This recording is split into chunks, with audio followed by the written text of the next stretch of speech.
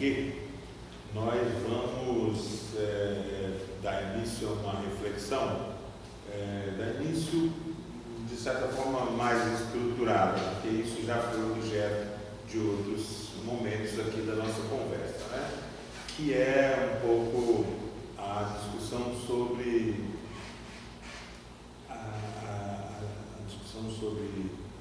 diagnóstico diferencial como um recurso fundamental para a clínica. A gente enfatizou, eu acho, o tema da relação, a clínica como relação,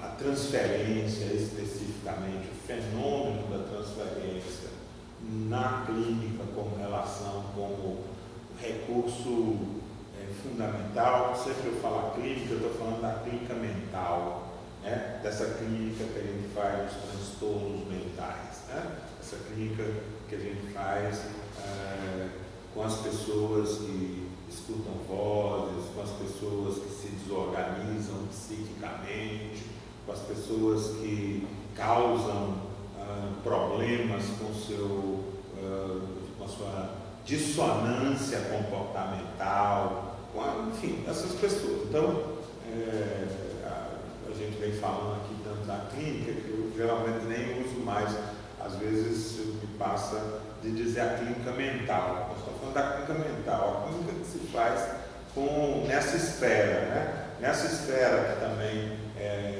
durante muito tempo, foi chamada da esfera da clínica, do campo da psiquiatria, né? Do campo do transtorno mental, do campo da doença mental, tem muitos nomes aí, mas aí a gente chama de clínica mental, para não dizer que ela é psicológica, é psiquiátrica, é psicanalítica.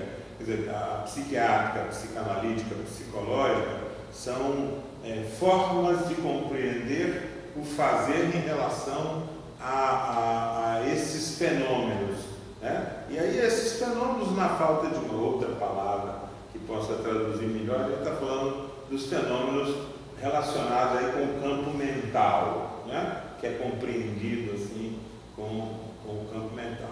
Então a gente falou da relação, falou da transferência, e hoje eu queria começar, já até toquei isso nas nossas conversas, nas nossas outras conversas, já tocamos nisso, mas eu queria que a gente pudesse, talvez, eu vou fazer um esforço de ser um pouco mais sistemático e organizado nessa reflexão, né? Nessa reflexão que enfim, ela é compreendida, poderia ser rotulada como uma reflexão sobre o elemento da clínica diferenciada, do diagnóstico diferencial.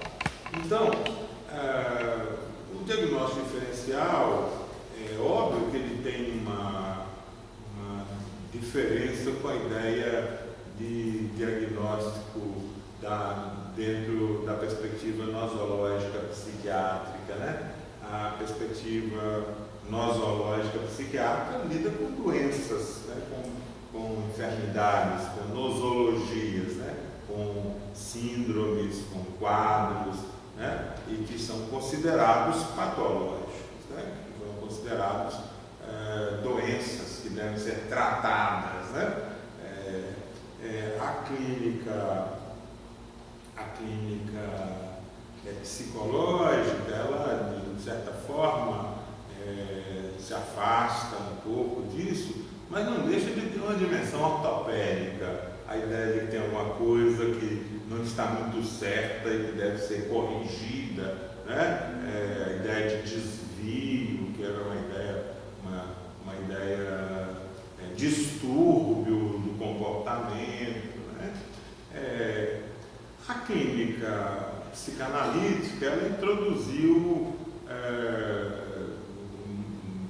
uma reflexão a partir das descobertas freudianas em torno da ideia de que não estaríamos lidando com coisas a serem corrigidas, com patologias, ainda que muito do Freud, né, sobretudo mais originário, ele ainda é um médico neurologista em busca de tratamento para afecções, para coisas que precisam ser esclarecidas para serem tratadas.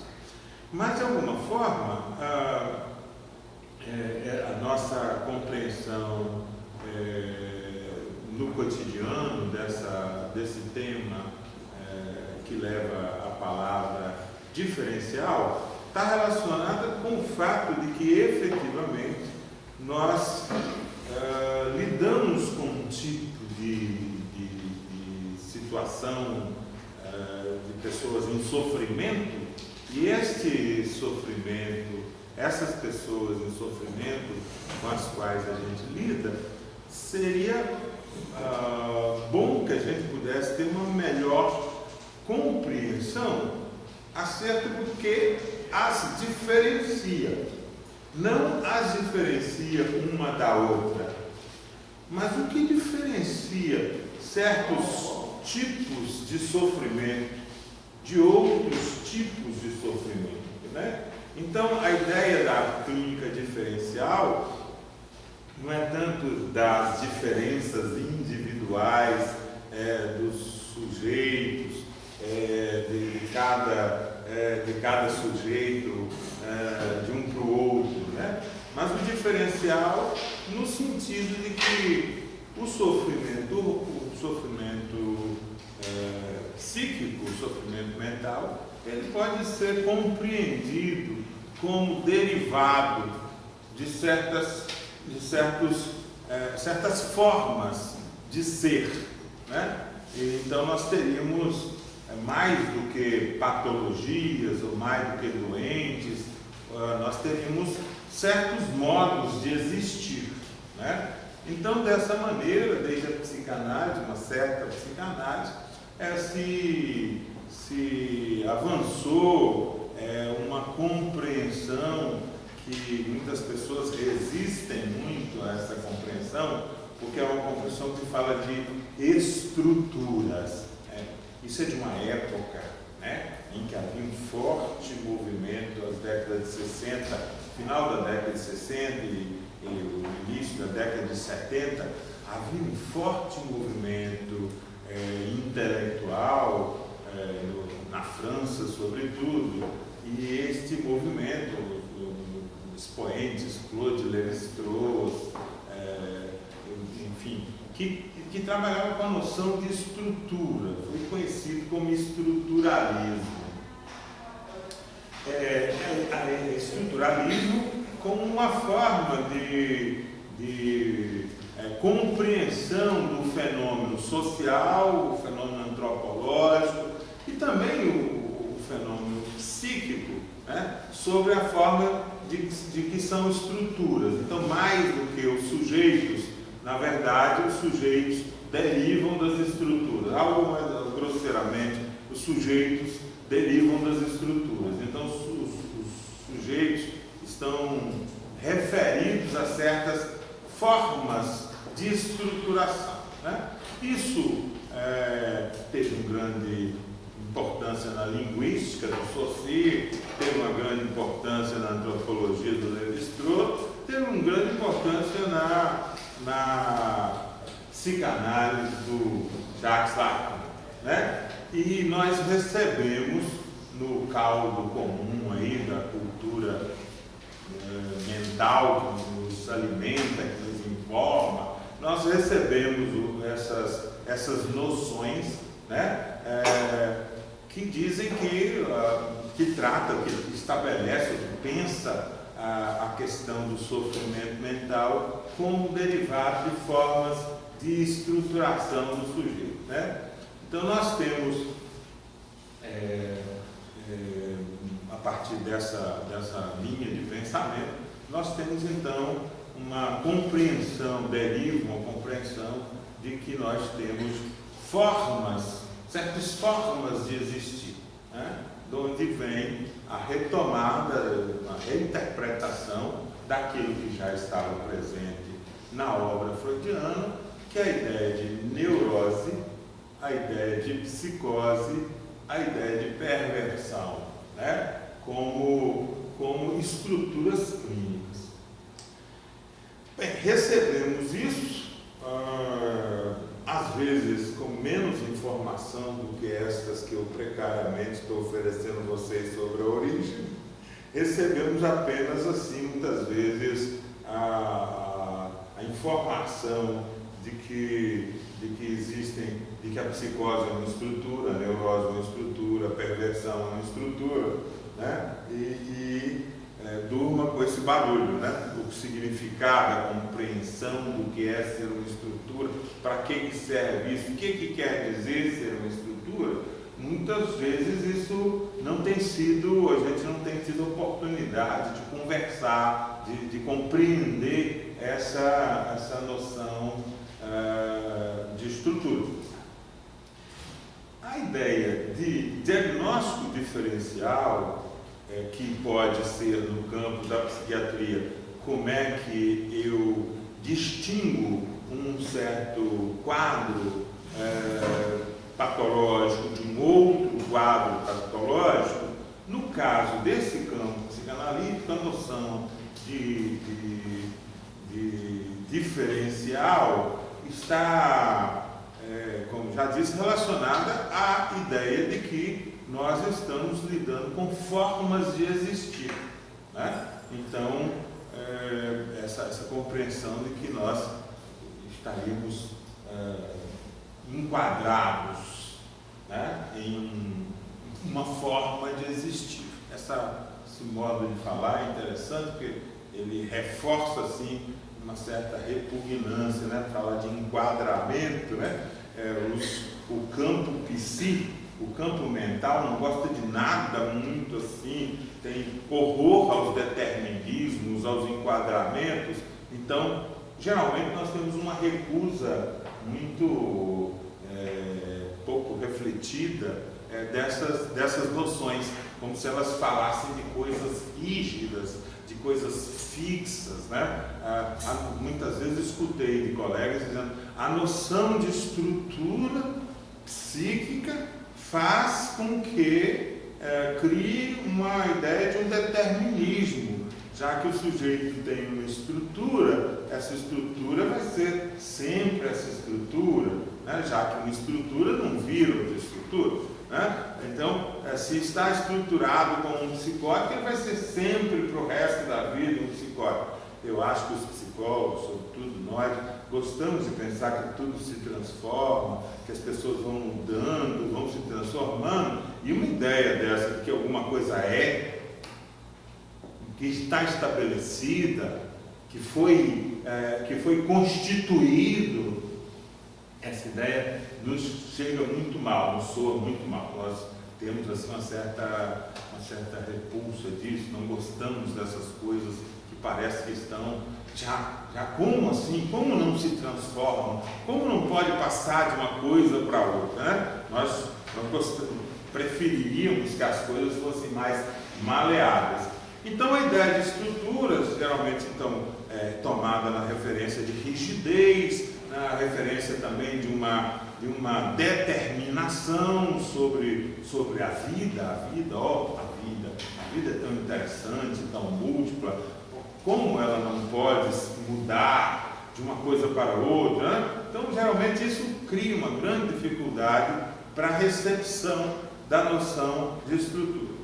Por outro lado, nós ficamos então à mercê da forma classificatória derivada da psiquiatria, que eu acho que hoje é muito interessante, dá o tom, dá o rumo, dirige a compreensão dos trabalhadores de saúde mental, uma compreensão psiquiátrica derivada dos DSMs, né? Dos DSMs e suas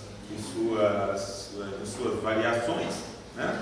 É interessante porque fica parecendo que o DSM pode ser uma coisa mais plástica do que uma noção de estrutura. sua perspectiva classificatória, fica parecendo que ele é mais, já que ele tem uma variedade assim, né, de códigos, né, ele fica parecendo que ele é muito mais rico, né, porque ele tem uma variedade de códigos assim, para definir o sujeito, né, enquanto lá a noção de estrutura trabalha com uma coisa muito elementar, neurose, psicose, perversão, fica parecendo uma coisa muito, muito pobre para enquadrar a multiplicidade de formas, né, de expressão que o humano encontra de se produzir, né? É engraçado isso, porque fica parecendo. E hoje, efetivamente, eu acho que esse assunto precisa ser mais conversado no campo da clínica mental, que se faz numa perspectiva substitutiva, na perspectiva da desinstitucionalização.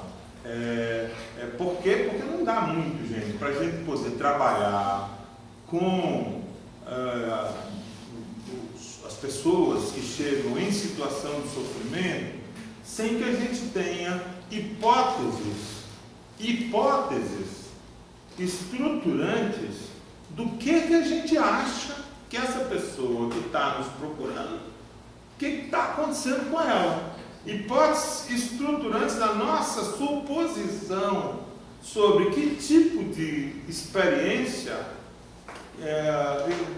está se apresentando para nós. Então, vejam, nós precisamos de ter uma tomada de posição em relação ao tema do diagnóstico. Né? Se a recusa, e aí eu falo sobretudo, vou enfatizar isso, sobretudo dos colegas psicólogos, que têm uma dificuldade enorme com essas ideias,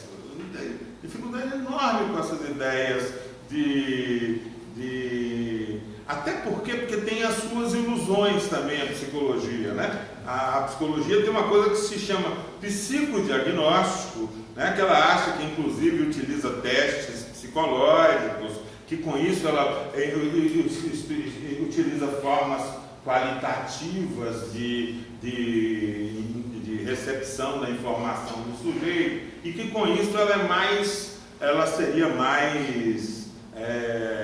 teria mais possibilidades de fato ter uma dimensão de compreensão, né? Não talvez mais dinâmica, menos rotulatória do que a perspectiva da psiquiatria, né? Então, estou com isso dizendo a vocês que nós temos uma contribuição que vem do campo da psicanálise, e eu acho que esta contribuição que vem do campo da psicanálise é a contribuição minoritária do ponto de vista da compreensão.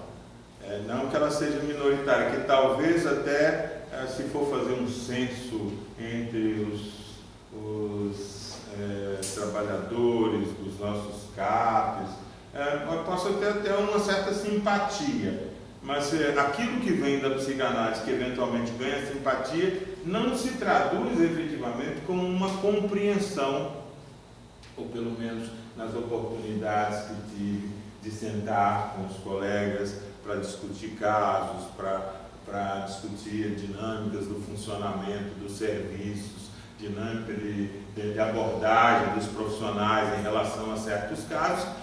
Essa compreensão não se expressa.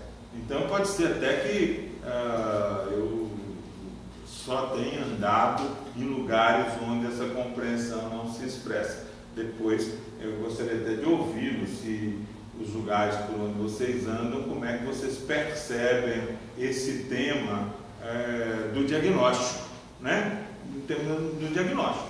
Então, mais do que afirmar uma perspectiva, é preciso dizer que para que a gente tenha uma boa conversa entre profissionais no campo da clínica, é preciso que a gente tenha certa explicitação dos paradigmas com os quais a gente está lidando, né? Que a gente possa explicitar um pouco mais os paradigmas que a gente lida para, por exemplo, estabelecer de que se trata aquele tipo de sofrimento, né?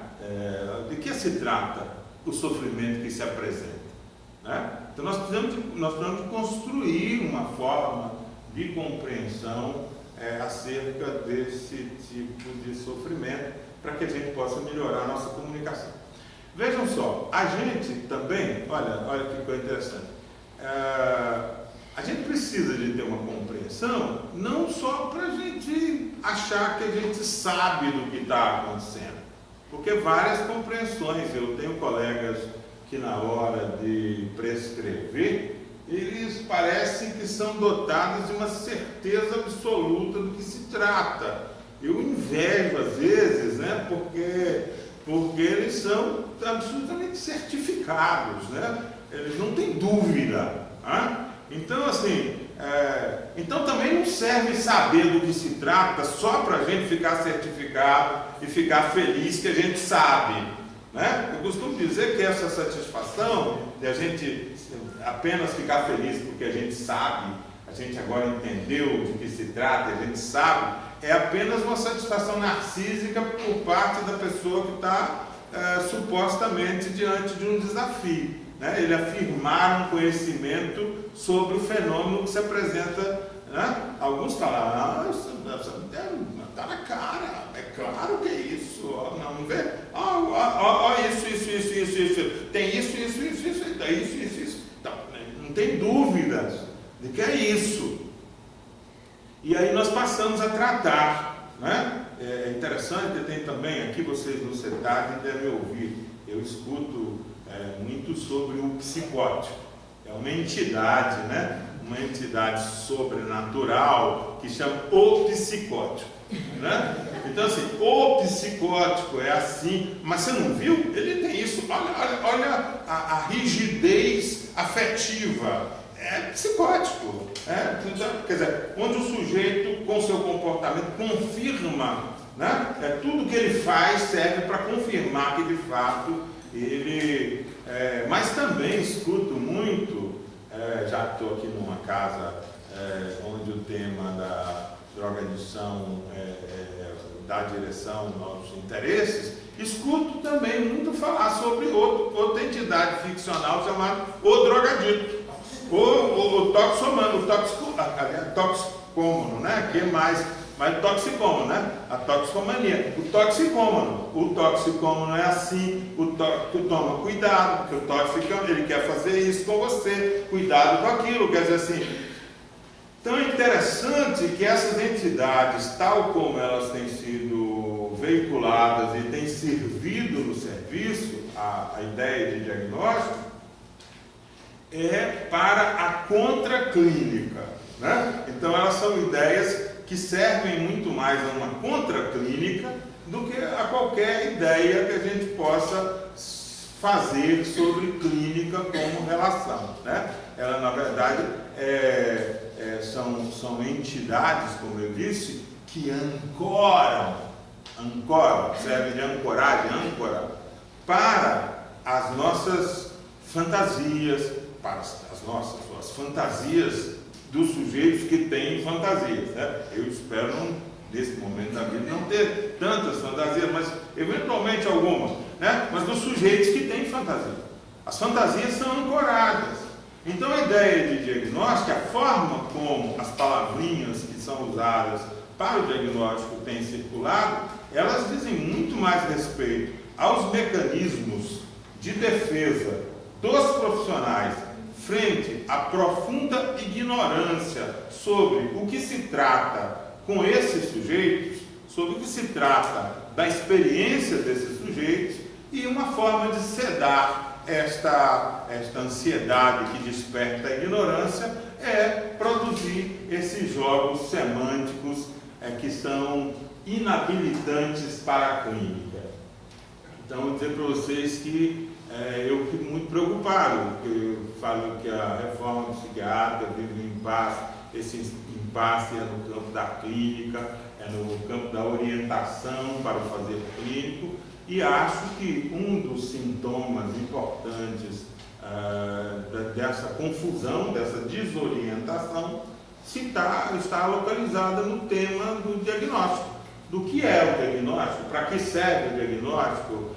que significado tem o diagnóstico, né? Então eu convidaria, não fosse expor mais o que vou expor, convidaria só essa preocupação. Acho que é uma preocupação justa, válida, importante, que a reforma psiquiátrica, sobretudo a reforma psiquiátrica de uma perspectiva substitutiva e desinstitucionalizante, deve estar preocupada em como produzir algum tipo de orientação para a ação clínica dos milhares de pessoas que trabalham. Para além dessa coisa pobre das escolas psicológicas, psicoterápicas. Aliás, eu falo assim, fica parecendo que eu estou explicando com meus colegas psicólogos, para além dessa coisa pobre das escolas psicológicas, é porque as escolas psicológicas foram produzidas, as escolas psicológicas, deveria ser mais rigoroso dizer assim, as intervenções terapêuticas derivadas das escolas psicológicas que foram produzidas, elas foram intervenções terapêuticas que desconheceram absolutamente a realidade da psicose. Então, já falando nos termos que pretendo tratar com vocês, dizer assim, as escolas psicológicas forneceram recursos para tratar de neuróticos tratando de neuróticos. Então, isso já comporta dizer que a psicose não é uma variação de neurose. A psicose é uma outra coisa que não a neurose. Daí a utilidade da afirmação psicanalítica que trouxe originalmente, que fala das estruturas existenciais, que fala da perversão, da psicose e da neurose, para dizer, olha, a neurose, a psicose não é uma derivação da neurose. A psicose não é uma derivação da neurose. Ou seja, não é sendo neurótico que aí um dia vai acontecer uma coisa comigo e eu vou ficar psicótico.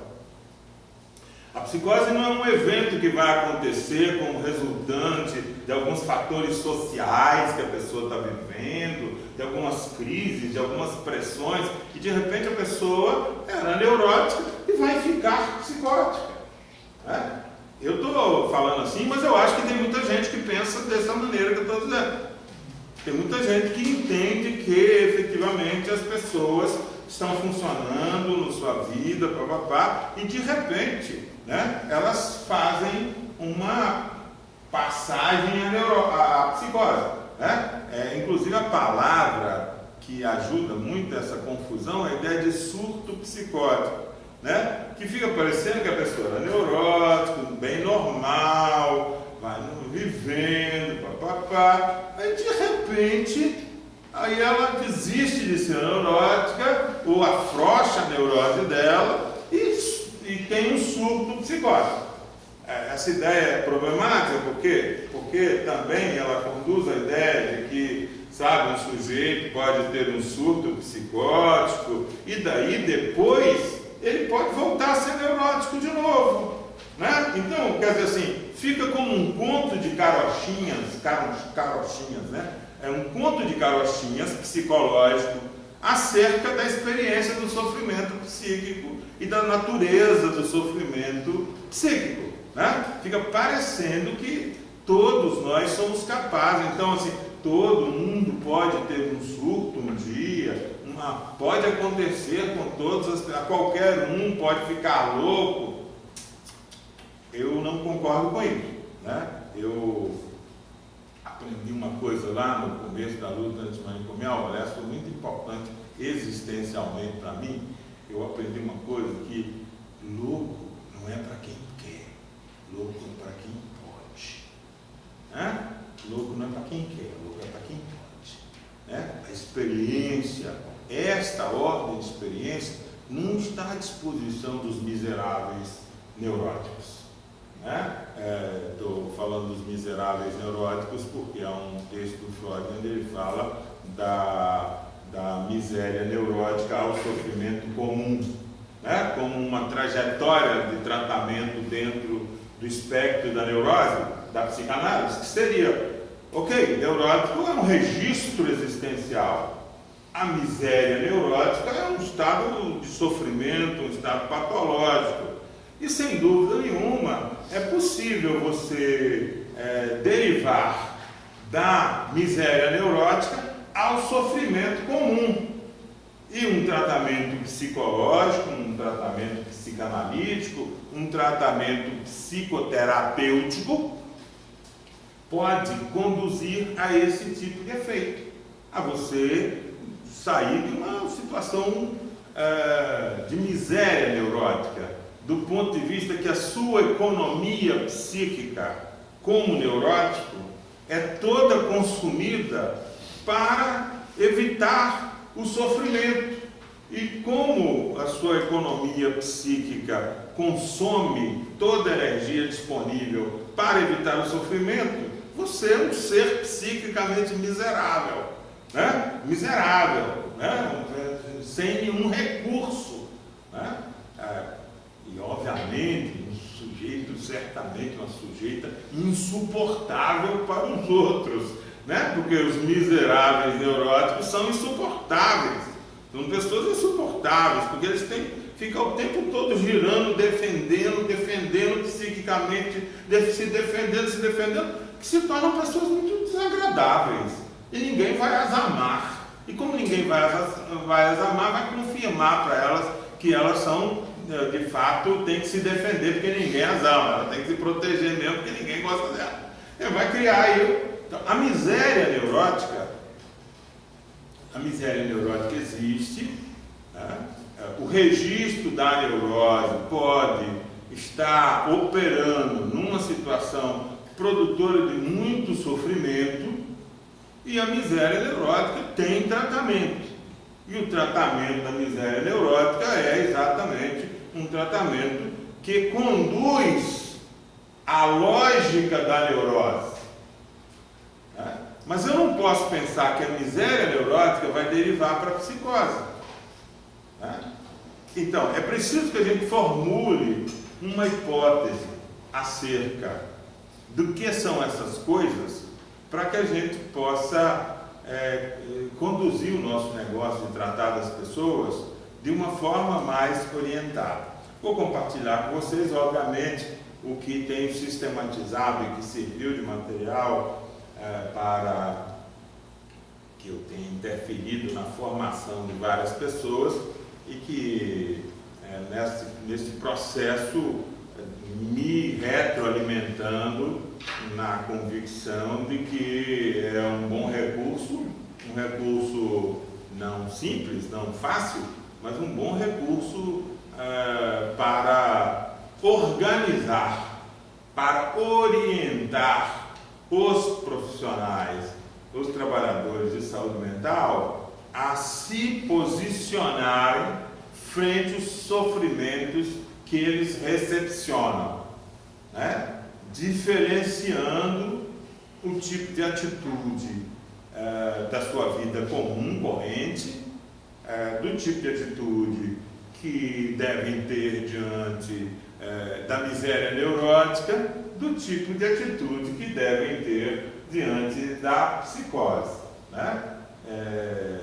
E não vou dizer do tipo de atitude que deve ter diante da perversão, porque raramente a perversão vai procurar ajuda para qualquer coisa, né? Ela é o que não procura ajuda para não procurar ajuda, né? Se vai procurar ajuda é para desdenhar do ajudador. Então, raramente você vai encontrar um sujeito em um sofrimento que o leve a procurar ajuda, ou se em alguma circunstância isso acontecer, ele vai estar exatamente buscando desdenhar de onde vem a afirmação assim tão brutal, né, de que aos canalhas não se oferece análise, né? Aos canalhas não se oferece análise, não é o caso, né? Então nós ficamos aí com o tema,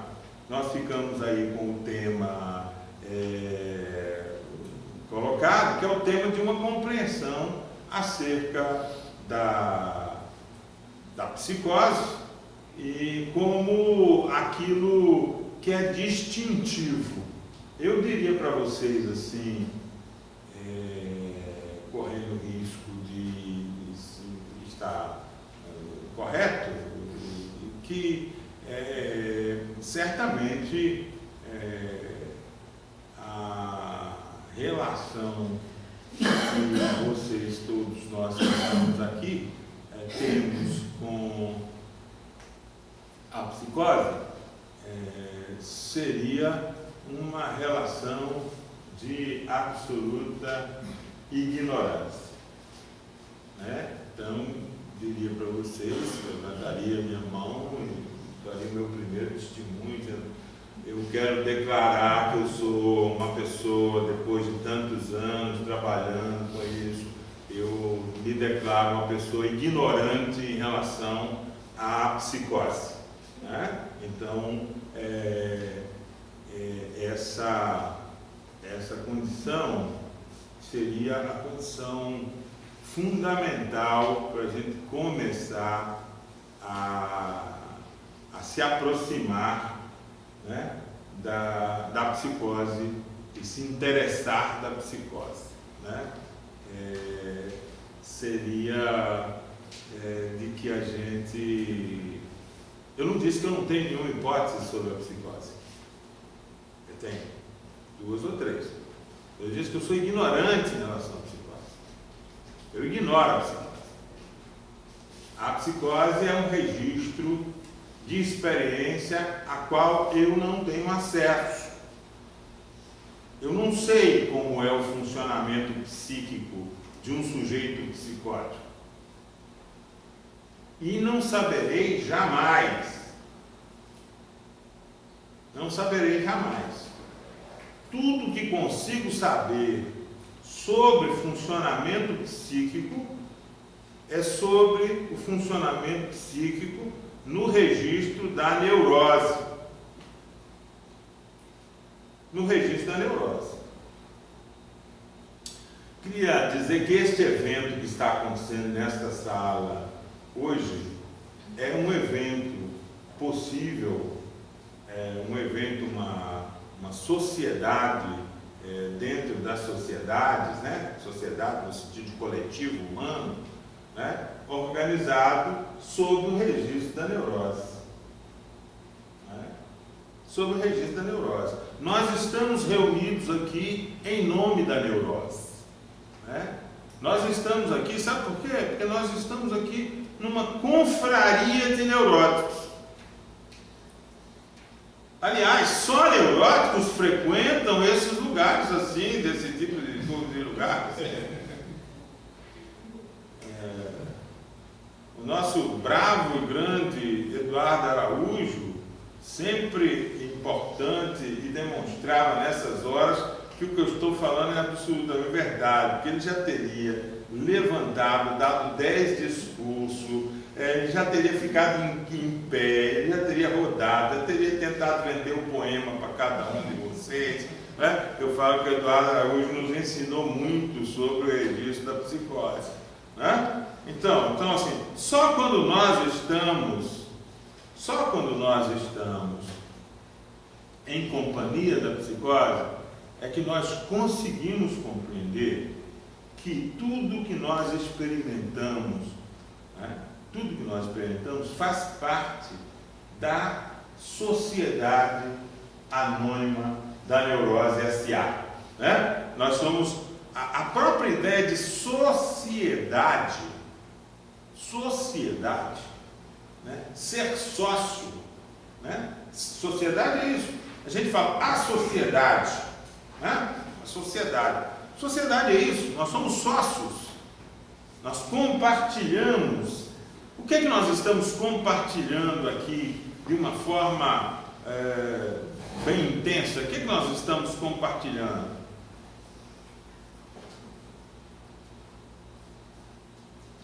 Palavras, palavras, palavras. Nós somos sócios. O que me faz sócio de cada um de vocês, o que faz cada um aqui sócio dos demais que estão aqui, é um tipo de compartilhamento da palavra. Nós somos sujeitos que compartilhamos palavras sobre uma determinada modalidade de compartilhamento. Torna-me mais explícito. Vejam vocês.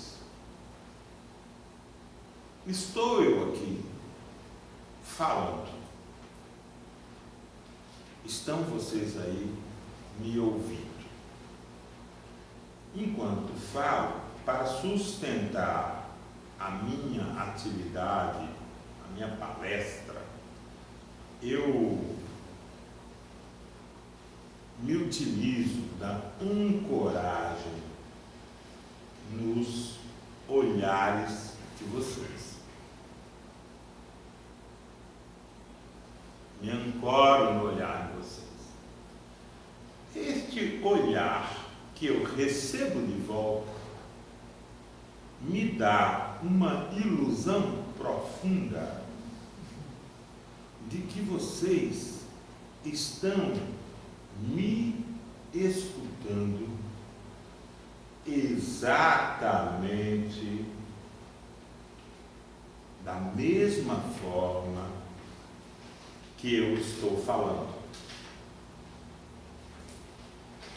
Mas se eu desfaço essa magia neurótica, eu tenho que enfrentar a dura realidade de que as palavras que chegam aí aos ouvidos de vocês, vocês se apropriam, cada um de vocês se apropria delas de uma forma que eu não respondo por isso. Não respondo pelo que vocês estão fazendo com minhas palavras nesse momento. Aonde vocês estão se conduzindo a partir, as sinapses, as ligações, as memórias, as lembranças, o que vocês estão usando para poder produzir sentido do que estão ouvindo de mim, diz respeito exclusivamente ao mundo interior, à vida psíquica de vocês. Então vocês não estão me ouvindo com as minhas palavras que eu estou falando. Mas eu não posso pensar que vocês não estão me ouvindo, porque senão eu vou calar a boca. Então, isso se chama ilusão da comunicação intersubjetiva. Então, se vocês querem saber o que distingue a neurose da psicose, é que parte dos humanos, nos seus processos de desenvolvimento, elas são produzidas e adquirem uma característica, que é a característica de um manejo simbólico fundado na ilusão da comunicação intersubjetiva. Nós achamos que nós nos comunicamos. Nós achamos que é possível a comunicação humana. Mas se eu falo coisas guiados por uma viagem por 30 anos de experiência mexendo com gente psicótica, e vocês me escutam com as viagens de vocês, sei lá quais são, obviamente vocês estão lidando com as suas ideias sobre o que eu falo e não com o que eu falo.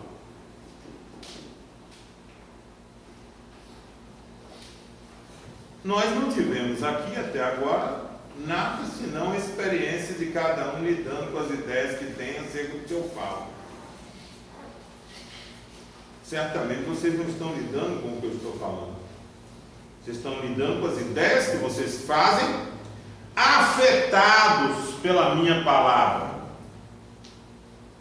Então, da mesma forma que vocês me afetam como sujeito, com o olhar de vocês que sustenta atitudes interessadas, curiosas, posso ler em cada cara desconfiadas, né? Da mesma forma que vocês me afetam com os olhares de vocês, eu os afeto com a minha conduta, com a minha palavra.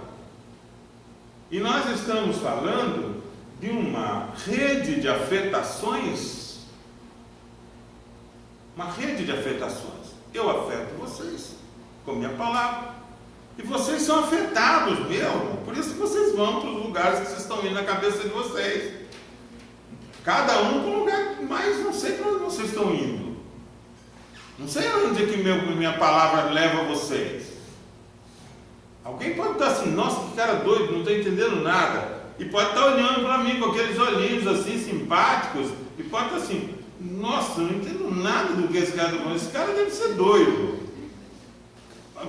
Pode estar acontecendo isso aqui, e eu com a ilusão de que a pessoa está me entendendo, e ela está achando que eu sou louco, ele deve ser doido com o que ele está falando.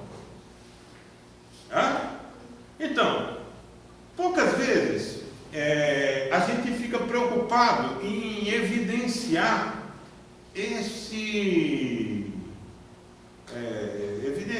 demonstrar um pouco o registro da neurose. Mas a autoconsciência da neurose, enquanto estrutura psíquica, é fundamental para alguém que quer tratar de pessoas. Não pode ser uma blague dizer eu sou neurótico. É preciso mais para a população comum aí, ela pode dizer eu sou neurótico. Eu sou neurótico, todo mundo é neurótico. Eu sou muito neurótico.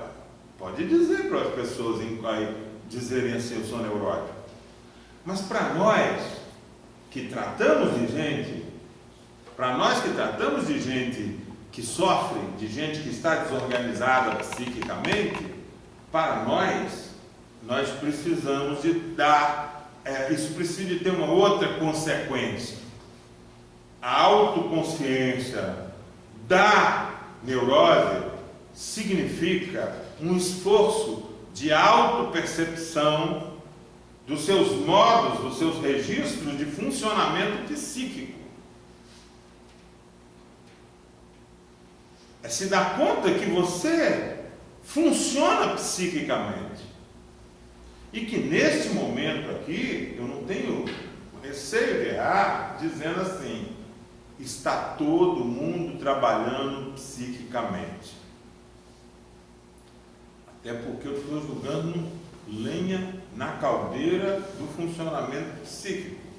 Pensar sobre essas coisas não é uma coisa simples, fácil. É uma coisa inquietante.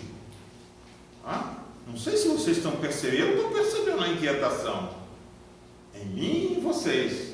É inquietante você pensar no seu próprio funcionamento psíquico. Que você tem um funcionamento psíquico. Mas nós precisamos de conhecer melhor. Nós precisamos de reconhecer o nosso funcionamento psíquico. Nós precisamos de reconhecer que nós funcionamos psiquicamente. De que ser sujeito significa ter um funcionamento psíquico.